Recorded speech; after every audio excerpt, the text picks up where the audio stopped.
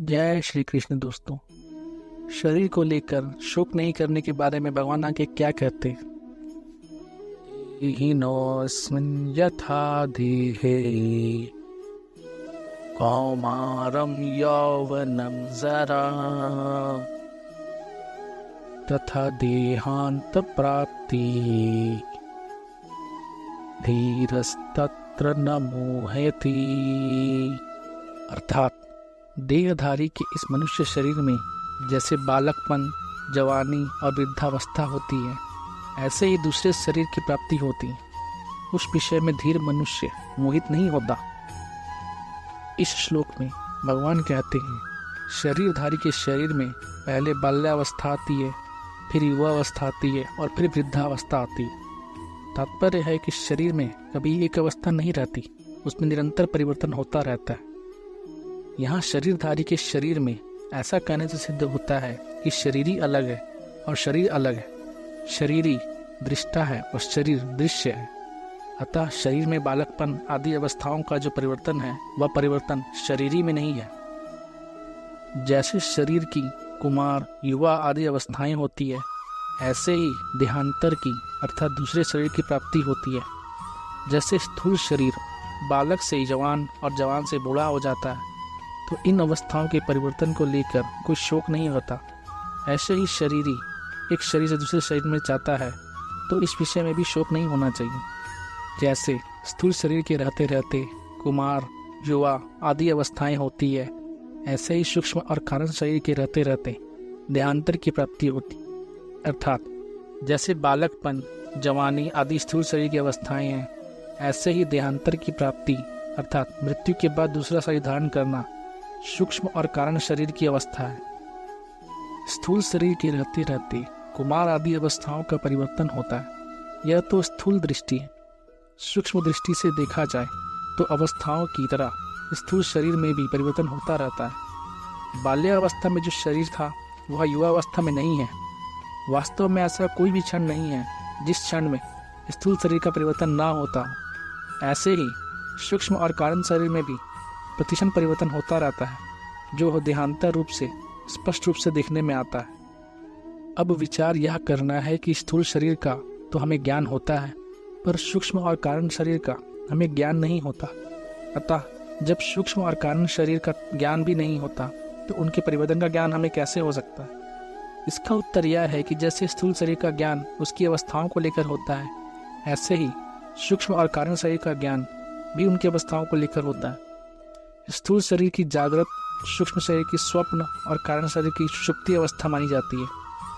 मनुष्य अपनी बाल्यावस्था में अपने को स्वप्न में बालक दिखता है, युवा अवस्था में स्वप्न में युवा दिखता है और वृद्धावस्था में स्वप्न में वृद्ध दिखता है। इससे सिद्ध होता है कि स्थूल शरीर के साथ साथ सूक्ष्म शरीर का भी परिवर्तन होता है। ऐसे ही सुषुप्ति अवस्था बाल्यावस्था में ज़्यादा होती है, युवावस्था में कम होती है और वृद्धावस्था में बहुत कम हो जाती है। अतः इससे कारण शरीर का परिवर्तन भी सिद्ध हो गया। दूसरी बात, बाल्यावस्था और युवावस्था में नींद लेने पर शरीर और इंद्रिय जैसे ताजगी आती है, वैसी ताजगी वृद्धावस्था में नींद लेने पर नहीं आती। अर्थात वृद्धावस्था में बाल्य और युवावस्था जैसा विश्राम नहीं मिलता। इस रीति से भी कारण शरीर का परिवर्तन सिद्ध होता है।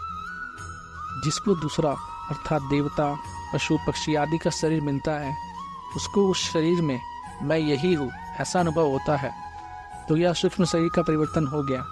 ऐसे ही कारण शरीर में स्वभाव अर्थात प्रकृति रहती है, जिसको स्थूल दृष्टि से आदत कहते हैं। वह आदत देवताओं की दूसरी होती है और पशु पक्षियों की दूसरी होती है, तो यह कारण शरीर का परिवर्तन हो गया। अगर शरीरी अर्थात देही का परिवर्तन होता, तो अवस्थाओं के बदलने पर भी मैं वही हूँ ऐसा ज्ञान नहीं होता। परंतु अवस्थाओं के बदलने पर भी जो पहले बालक था, जवान था, वही मैं अब हूँ ऐसा ज्ञान होता है। इससे सिद्ध होता है कि शरीरी में अर्थात स्वयं में परिवर्तन नहीं हुआ है। यहाँ एक शंका हो सकती है कि स्थूल शरीर की अवस्थाओं के बदलने पर तो उसका ज्ञान होता है, पर दूसरे शरीर की प्राप्ति होने पर पहले के शरीर का ज्ञान क्यों नहीं होता? पूर्व शरीर का ज्ञान ना होने में कारण यह है कि मृत्यु और जन्म के समय बहुत ज़्यादा कष्ट होता है। उस कष्ट के कारण बुद्धि में पूर्व जन्म की स्मृति नहीं रहती। जैसे लकवा मार जाने पर, अधिक वृद्धावस्था होने पर बुद्धि में पहले जैसा ज्ञान नहीं रहता, ऐसे ही मृत्यु काल में तथा जन्म काल में बहुत बड़ा धक्का लगने पर पूर्व जन्म का ज्ञान नहीं रहता। परंतु जिसकी मृत्यु में ऐसा कष्ट नहीं होता, अर्थात शरीर के अवस्थान्तर की प्राप्ति की तरह अनायासी देहांतर की प्राप्ति हो जाती है, उसकी बुद्धि में पूर्व जन्म की स्मृति रह सकती है। अब अगर अच्छी तरह विचार किया जाए तो जैसा ज्ञान हमें अवस्था के अंतर का होता है, वैसा ज्ञान देह के अंतर का नहीं होता। जैसे मैं जवानी में वैसा था, मैं बचपन में वैसा था, इसका ज्ञान हमें निरंतर रहता है, परंतु देह बदल जाने पर हमें पूर्व जन्म का एहसास नहीं रहता।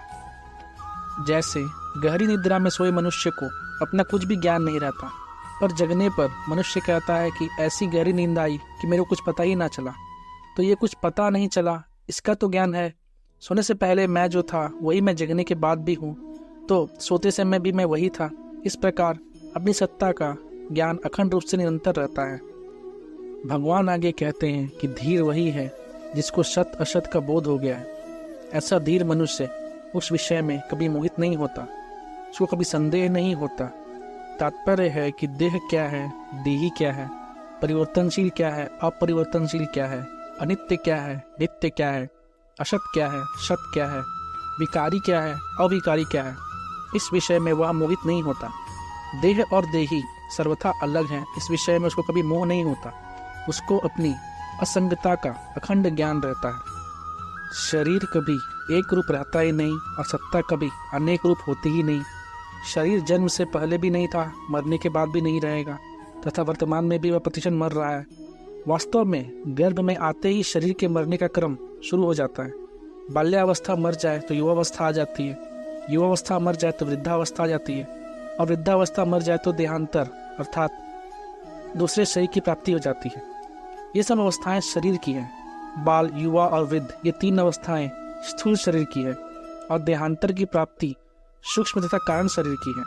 परंतु स्वरूप की चिन्मय सत्ता इन सभी अवस्थाओं से अतीत है। अवस्थाएं बदलती है, स्वरूप वही रहता है। इस प्रकार शरीर का विभाग और सत्ता का विभाग अलग अलग जानने वाले पुरुष कभी किसी अवस्था में मोहित नहीं होता। जीव अपने कर्मों का फल भोगने के लिए अनेक योनियों में जाता है, नरक में और स्वर्ग में जाता है। ऐसा कहने मात्र से सिद्ध होता है कि 84 लाख योनियां छूट जाती हैं, स्वर्ग और नरक छूट जाते हैं, पर शरीरी वही रहता है। योनियां बदलती है, जीव नहीं बदलता। जीव एक रहता है, तभी तो वह अनेक योनियों में, अनेक लोकों में जाता है। जो अनेक योनियों में जाता है वह स्वयं किसी के साथ लिप्त नहीं होता, कहीं फंसता नहीं है। अगर वह लिप्त हो जाए, फंस जाए, तो फिर 84 लाख योनियों को कौन भोगेगा? स्वर्ग और नरकों में कौन जाएगा? मुक्त कौन होगा? जन्मना और मरना हमारा धर्म नहीं है, प्रत्युत शरीर का धर्म है। हमारी आयु अनादि और अनंत है, जिसके अंतर्गत अनेक शरीर उत्पन्न होते और मरते रहते हैं। जैसे हम अनेक वस्त्र बदलते रहते हैं, पर वस्त्र बदलने पर हम नहीं बदलते, प्रत्युत वे के वे ही रहते हैं। ऐसे ही अनेक योनियों में जाने पर भी हमारी सत्ता नित्य निरंतर ज्यों की त्यों रहती है।